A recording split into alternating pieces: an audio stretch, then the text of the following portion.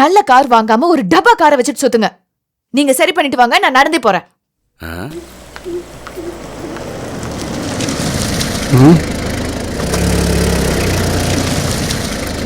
என்னாச்சு டாக்டர்? வண்டி ஏதாச்சும் பிரச்சனையா? கிரியா, வண்டியில ஒரு சின்ன கம்ப்ளைண்ட். இனிமே தான் டாக்ஸியை கூப்பிடணும். ஓ, இன்னும் கொஞ்சம் தூரம் தானே இருக்கு. நான் கொண்டு போய் விடுறேன், வாங்க. தேங்க்யூ. ஒரு நிமிஷம் கிரி, நான் கீ எடுத்துக்கிறேன். வண்டியில இருந்து ஏதாவது எடுக்கணும்னா எடுத்துக்க.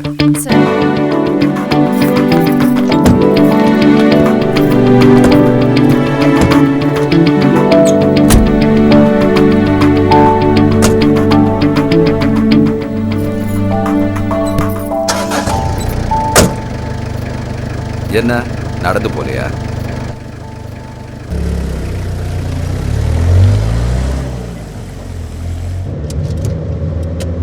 குடும்பத்தோட எங்க போயிட்டு வரீங்க?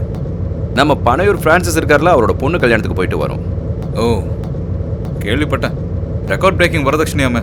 பின்ன 200 பவுன். உங்களை மாதிரி பணக்காரங்க வரதட்சணை கேட்டு கேட்டு எங்க கொண்டு போய் விட போறீங்க? வெக்கமா இல்லையா உங்களுக்கு? மாட்டிக்கிறது ஏழைங்க தான். நம்ம கோபாலனாக்கு பொம்பளை பசங்க 3.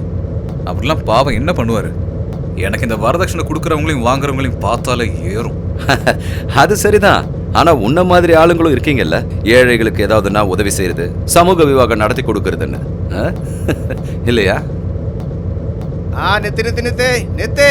நித்ரா. சைட்ல போடு.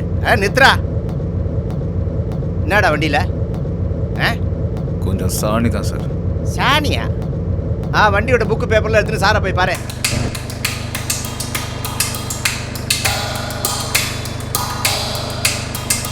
நீ என்னடா வெளியே இருக்க மாட்டியா? உன் காலில் என்ன ஆணியா? யார் சார்? எஸ்ஐ ஜார்ஜா. சார் பேரையா சொல்ற? என்னங்க சார் ஏதோ ஒரு கிரியா, அவனுக்கு கீழே இறங்கிறதுக்கு கஷ்டமா இருக்குதா? ஏன் இறங்க முடியலன்றவங்களை கஷ்டப்படுத்தி இறக்குற? அவனை கிளம்பி போ சொல்லு.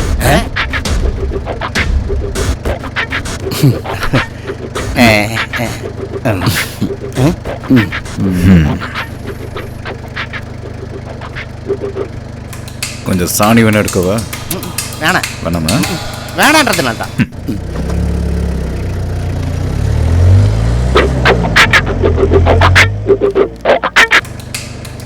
ஆமா கிரி, எஸ்ஐ உனக்கு முன்னாடியே தெரியுமா? நான் காலேஜ் படிச்சுட்டு இருந்த டைம்ல 2 பேரும் கொஞ்சம் சண்டை போட்டிருந்தோம். அதுக்கப்புறம் கொஞ்ச நாள் நாங்கள் 2 பேரும் உள்ள இருந்தோம். அவன் ஐசியூவில், நான் ஜெயிலில். எஸ்ஐ சோமசுந்தரத்தை பாழுங்கடத்தில் தூக்கி போட்ட ஆட்டு தாமஸ்.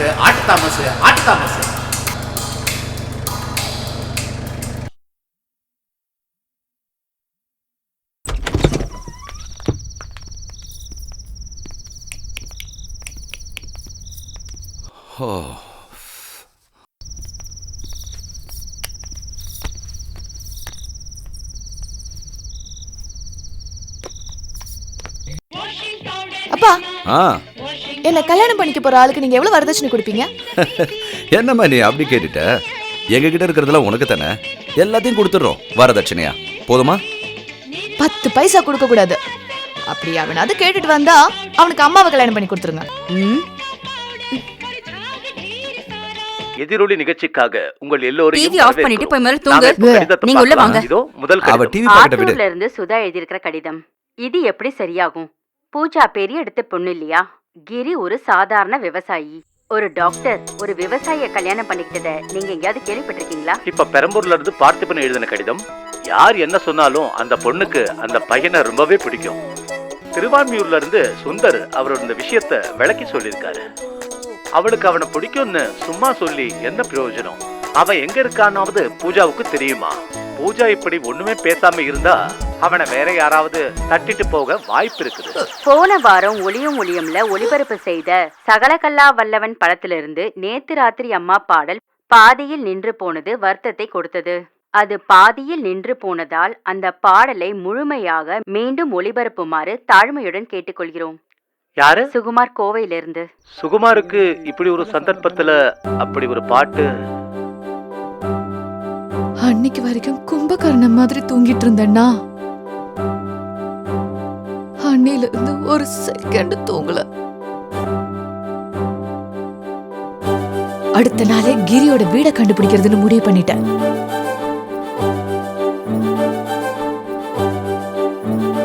ஏன்டா டோனி, உங்ககிட்ட நான் எத்தனை தடவை சொல்லிட்டேன், எதுக்காக நீ அங்க இருந்து கஷ்டப்படணும்?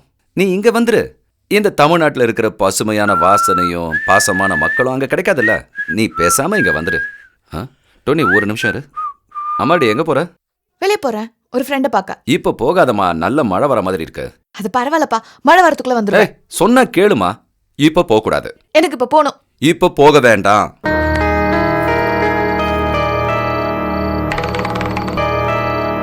இப்ப போனா என்ன? நான் போறேன்னு காலையிலே சொன்னேன்ல. போமா போமா. ஹலோ டோனி.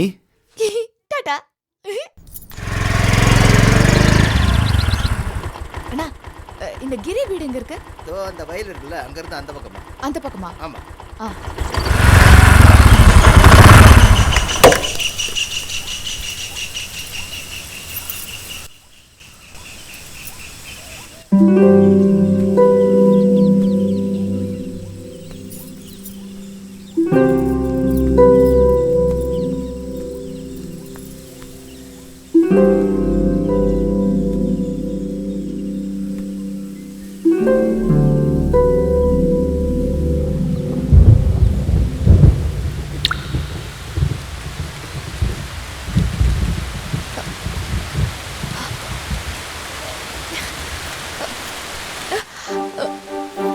ஏய்,